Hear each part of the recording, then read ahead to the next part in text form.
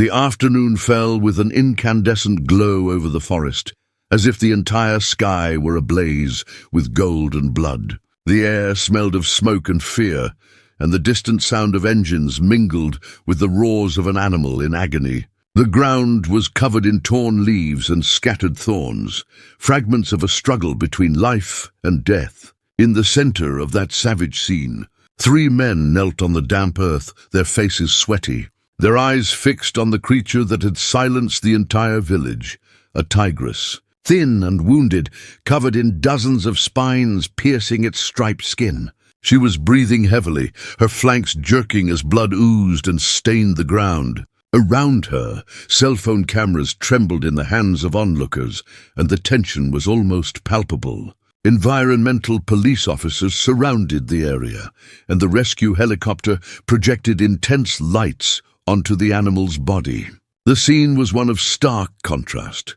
Brutality and tenderness, savagery and compassion, all blended together in the same instant. The men, covered in dirt and scratched, watched the rescue being completed. They had tied ropes, cut thorns, and bravely banished their fear. The crowd watched in silence, unable to comprehend the enormity of the act. Then a reporter, still panting, approached and recorded the words that would give their story its name.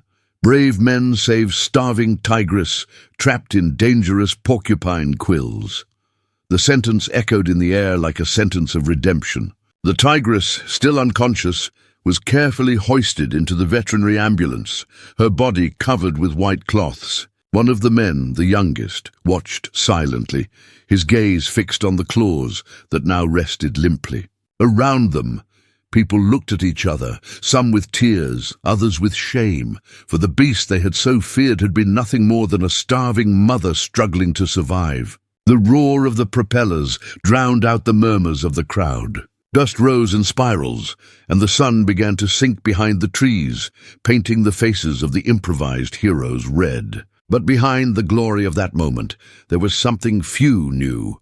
That scene was the end of a journey of pain, fear, and courage that no one ever imagined experiencing. As the helicopter rose into the air, carrying the tigress away, the narrator immersed himself in memories of the days before, the sounds of the forest before the chaos, the omens ignored, the signs fate had silently sent. The men's hearts pounded, not for glory, but for the memory of the fear they had felt when they first encountered her.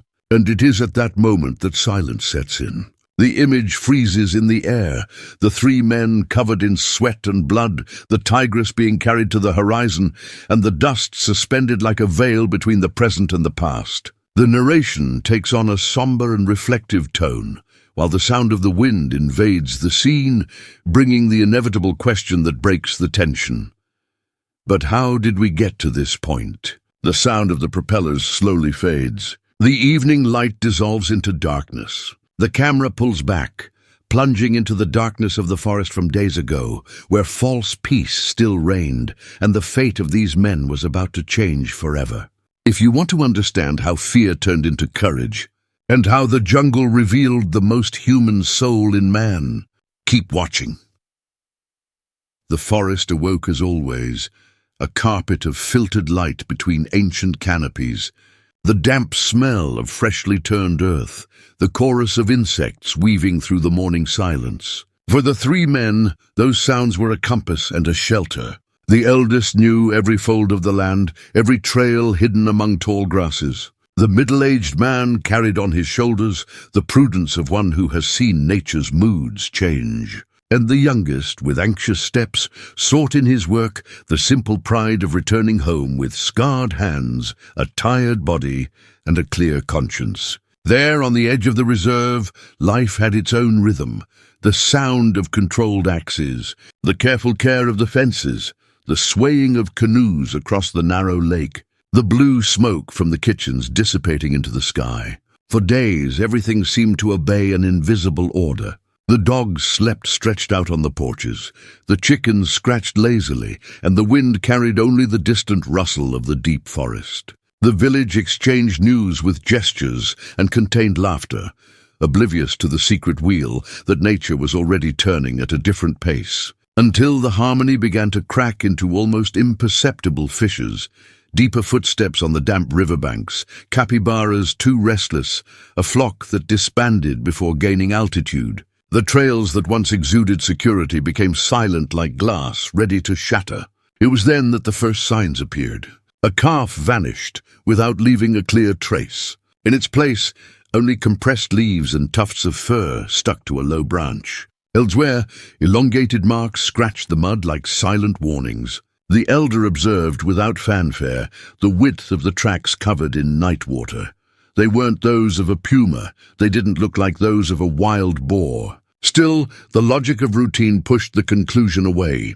Maybe it was just the rain distorting the pattern, maybe a hunter passing unseen, maybe nothing at all. At dawn, the dogs stopped barking over trivialities. Their silence weighed like a stone in the courtyard. The middle-aged man, who always drank coffee gazing at the horizon, noticed a dark thread running between the stones of the path, blood mixed with dust. He followed the trail to the lower pasture, where the fence gave way in a strange gap, as if a silent force had coiled itself there, pushing, retreating, trying again. An unusual gleam caught his attention in the grass, a long, hard thorn with a stained base. It was the silent evidence of a recent encounter with a large porcupine, the kind that adorns the forest with spikes when it feels surrounded. The thorn alone wouldn't be cause for alarm, but something in that vegetal metal seemed to tell another story. Routine reacted like a body resisting a fever. They repaired the fence without checking the surroundings and gathered in the dogs as if danger were only a rumor. The young man, however, felt the weight of the changed air. The forest, which had always welcomed him with familiar sounds and smells, now stared back at him, as if harboring a secret unhealed. In the late afternoon, new footprints crossed the main trail, deep, and the churned earth mirrored the haste of a large animal. Still, the village, protected by its small certainties, chose to believe in chance. The signs were filed away in the drawer of the forgotten. On the third night, the wind changed. The trees licked the sky with rough leaves, and the lake lost its gentle glow. A deep rumble circled the edges of the houses, not as an overt threat, but as a cry for help. Nocturnal birds changed course. Bats were slow to return to their shelter. Dogs, which had fallen silent, now prowled restlessly, sniffing shadowy corners with their tails low. At dawn, the trails displayed a choreography of marks and scratches, as if the forest had written, in the calligraphy of omens, that something greater than fear had passed through the night. It was on that day that the false peace shattered. Near the spring, where the moss made the ground look like an old carpet, the grass was flattened in circles, and drops of blood traced a timid spiral toward a tangle of bushes. Among the leaves, more thorns, now enough to tell of a struggle. The image painted a picture of hunger and desperation, a weakened predator stumbling into natural traps, trying to hunt whatever it could and colliding with the forest as if begging for passage. The three men looked at each other wordlessly, each carrying a line of reasoning that protected their own courage. The older man read the signature of a large feline in the signs. The middle-aged man listed risks and ways back. The young man felt a strange mixture of compassion and trepidation, as if his heart divined that beyond fear there was a history of pain. Even so, the initial resistance tried to remake the world into its familiar shape. They planted stakes, reinforced the gaps, and drew a plan on the ground. Watch from a distance, avoid confrontation, wait for nature to resolve its labyrinth on its own. Afternoon fell with a slanting light, painting the tree bark copper. The village resumed its rhythm, pots and pans, voices, doors closing. But the forest did not. It remained awake, vigilant like a vast animal breathing too close. At the edge of the last fence, the men left a lingering gaze, the kind of gaze that cannot be withdrawn with the body. In the distance, a branch snapped with unmeasured force. Then silence, neither threat nor relief, just the interval in which fate breathes before revealing its next step. When night covered the ground like a heavy blanket, the certainty of routine was already worn away. The signs, once diffuse, aligned like constellations, ready to point a single direction. And yet, the human soul has a habit of negotiating with the inevitable, pushing off until tomorrow the call that arrives today. That's how they fell asleep, not in peace, but in a fragile agreement with the unknown. The forest, patient, waited for the right moment to undo the denial. The next morning, awakening didn't bring clarity, it brought urgency. The air was sharp, and the main trail was marked as never before. What had been a premonition had become a roadmap. The false peace was over. The first step toward truth had already been taken, even if neither of them admitted it aloud. It was the edge of the abyss, where courage learns to breathe. And as the sun rose behind the canopy like a golden blade, the story began to pull them into the heart of the forest, where hunger, thorns, and compassion would collide. What came next would cease to be a sign and become proof. The day at last called for the next chapter. The sun hadn't yet completely broken through the mist when the three men entered the forest. The cold morning light slipped through the leaves as if hesitant to touch the ground. Each step sank into a heavy silence, and the men's breathing seemed the only living sound among the trees. The air smelled of iron and damp, a mixture of blood and dew. The youngest walked ahead, his gaze fixed on the deep marks that followed a single path. They resembled those of a large but hesitant animal, as if strength had transformed into pain. The trail narrowed until it reached a small valley covered in thorny bushes. There time seemed to stand still. The ground was disturbed, the leaves were broken, and the silence was absolute. Then the scene revealed itself. Among the twisted branches, Tigress, she lay there, her body covered in wounds, dozens of thorns embedded in her chest, paws, and face. Her striped skin, once a symbol of power, now became a map of suffering. Her half-closed eyes flickered between life and death. The older man instinctively backed away, his body gripped by an ancient survival instinct. The middle-aged man raised his arm in a warning gesture, signaling distance. But the younger man remained motionless, petrified by the contradiction before him. The feared predator was now merely a victim, a shadow of ferocity rendered harmless by pain. His heart pounded, as if trying to keep up with the beast's irregular breathing. For a few seconds, no one knew what to do. The tigress raised her head with effort and let out a low, guttural sound that was a mix of threat and plea. Her paws trembled, her body arched in futile attempts to free herself from the spines. Each movement deepened the wound, and the ground slowly turned red. The forest watched, complicit and silent. Fear spread among them like smoke. The older man insisted on retreating. The middle-aged man whispered about the danger of approaching a wounded wild animal. But the younger man saw beyond the risk. To him, this wasn't a beast about to attack. It was a mother in despair, a living being waging a battle against something it didn't understand. Still, the group's prudence overcame their impulse. They decided to observe from afar, trying to understand if there was hope or if it would be best to alert the authorities. Hours dragged by. The sun rose, burning away the mist and revealing the tigress's suffering more clearly. Flies swarmed the wounds, and the faint sound of breathing seemed to fade with each passing moment. Guilt began to gnaw at the silence. The younger man, unable to bear the scene, approached cautiously, breaking the invisible pact of inertia. He touched one of the thorn-covered branches and realized how deeply they stuck. It wasn't just pain, it was imprisonment. Seeing the movement, the others reacted with panic. The eldest shouted orders. The middle-aged one tried to pull him back, but he wouldn't back down. The instant the tigress noticed him, there was a moment of suspension. The animal's eyes fixed on him, and the world seemed to stop. It was a look that didn't ask for pity, it asked for understanding.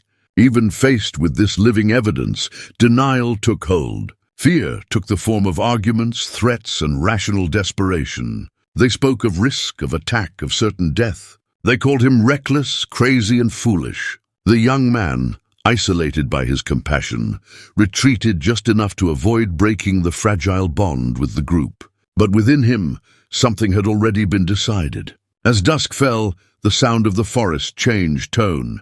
The wind brought the distant echo of vultures and the snapping of dry branches, omens that nature understands before man. The tigress breathed ever more slowly, and her thorns reflected the last of the sun's rays. The young man watched helplessly as the others debated whether to leave. When the first one turned his back, he felt loneliness weigh more heavily than fear. On the way back, the silence between them was thick. Neither wanted to admit what they had seen. Feigning ignorance was easier than carrying the memory. But the image of the trapped tigress, bleeding beneath the spikes, remained vivid in the younger man's mind, an open wound that would accompany him through sleep and waking. That night the village slept, but he did not. Sitting by the river, he watched the moon's reflection tremble on the water. He thought of the beast's gaze, of the silent pain that had cried out for help and found no answer. He felt destiny calling him back to that place, as if something could still be done. Denial, no matter how strong, couldn't hold out for long. In the human heart, there's a voice that speaks louder than fear. And when dawn brought the first birdsong, that voice transformed into resolve. The young man stood. The test had been before him from the beginning, and ignoring it was now impossible.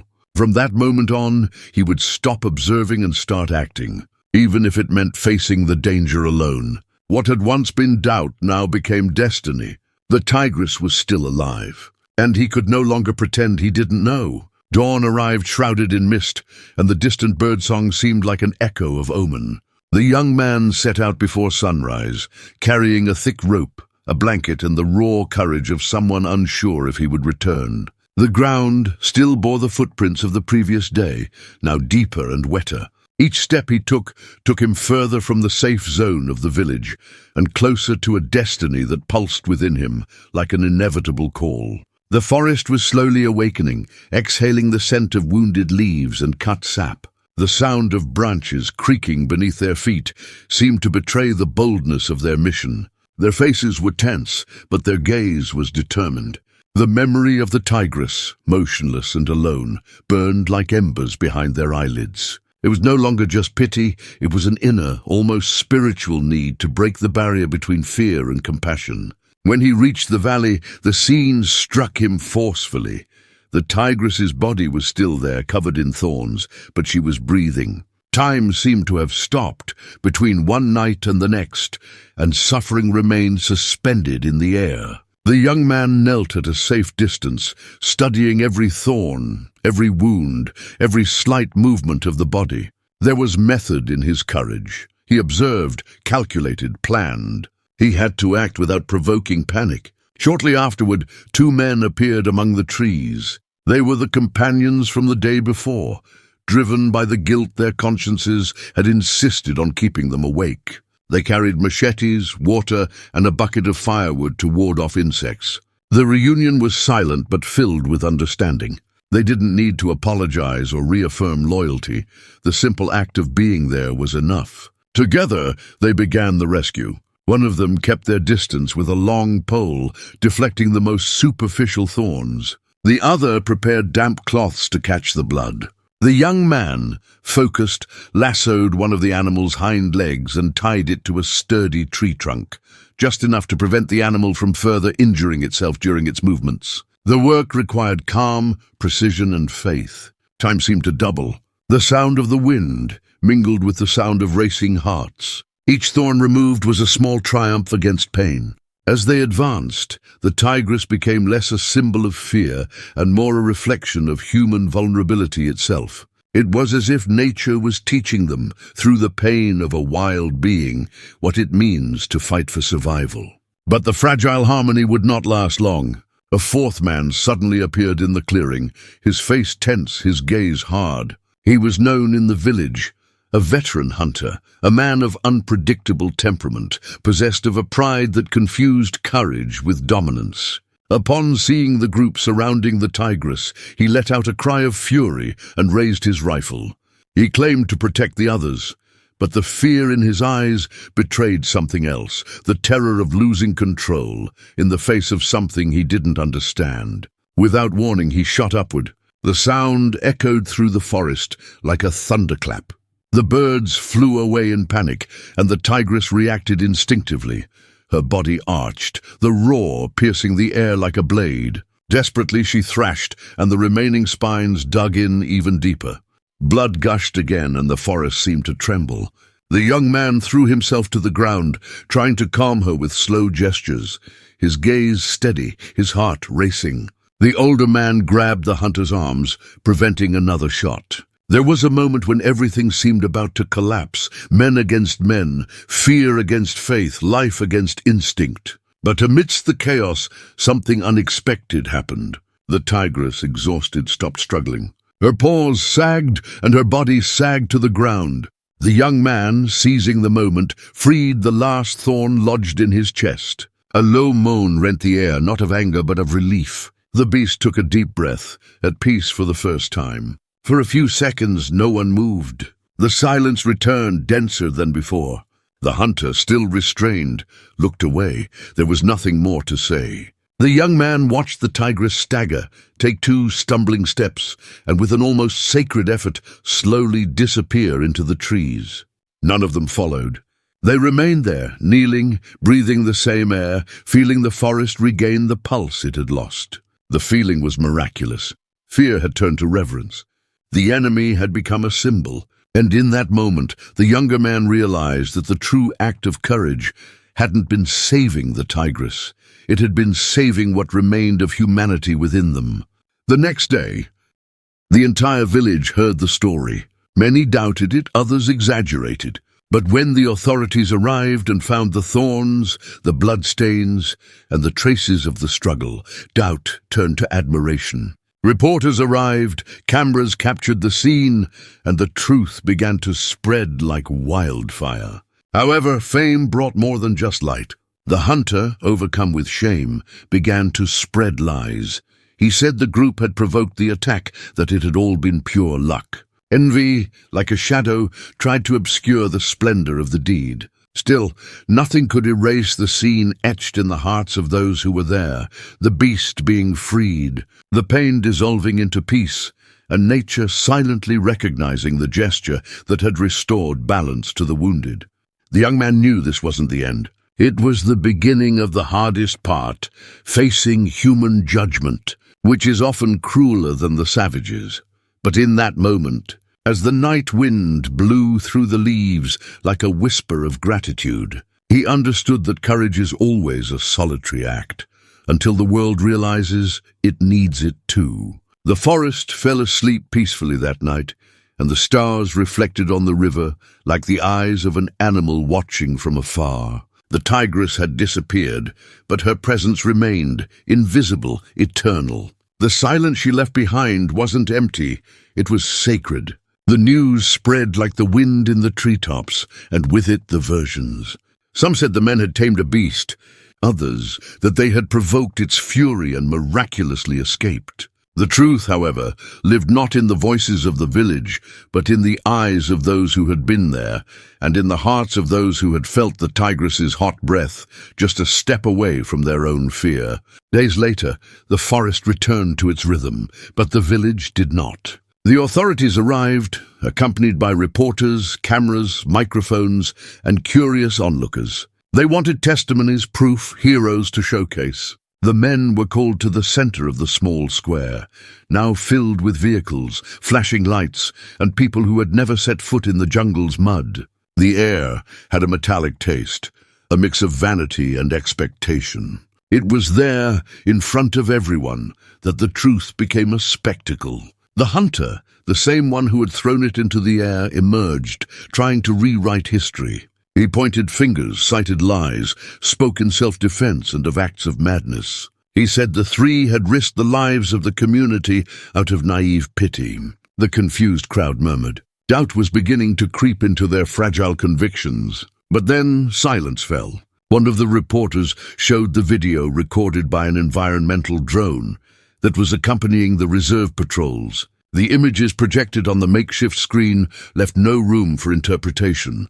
They showed the group kneeling, the tigress covered in spikes, the young man cutting the bonds of pain. They also showed the sudden gunshot, the panic, the blood, the liberation. And finally, the beast staggering away, alive, free, with its dignity restored. The crowd gasped in unison. Some clapped their hands over their mouths. Others lowered their eyes in shame. The hunter, now exposed, took a few steps back, his face a color somewhere between anger and fear. The men, once seen as reckless, became symbols. The applause that followed wasn't one of celebration. It was one of collective regret. The Tigress, whom many had called a threat, now represented something else. She was a reflection of humanity itself, wounded, cornered, starved for compassion. The entire village understood, in that instant, that the jungle had not been the scene of a senseless act, but of a silent miracle.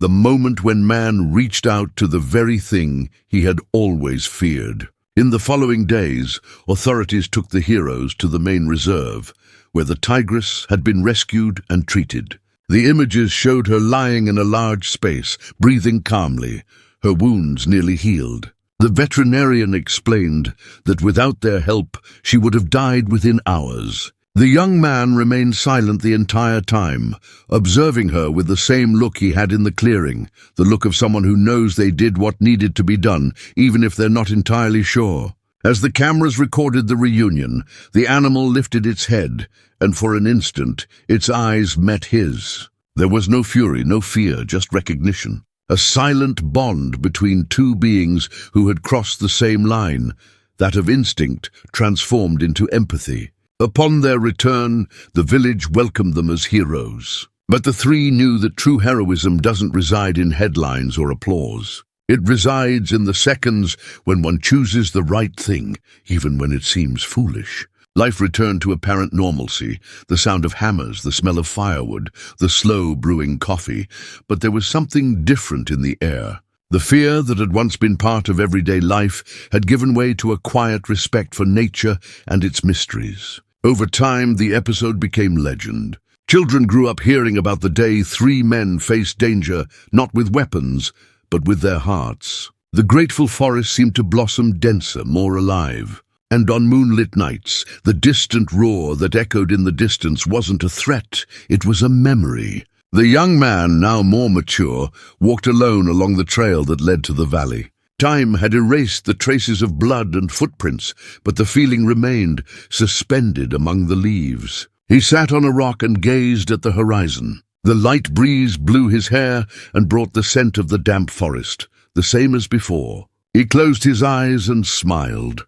A small smile of someone who carries peace after the storm. The camera slowly pulls back, rising above the treetops, revealing the contrast between man and the world. The narrator's voice echoes like a whisper of indisputable truth.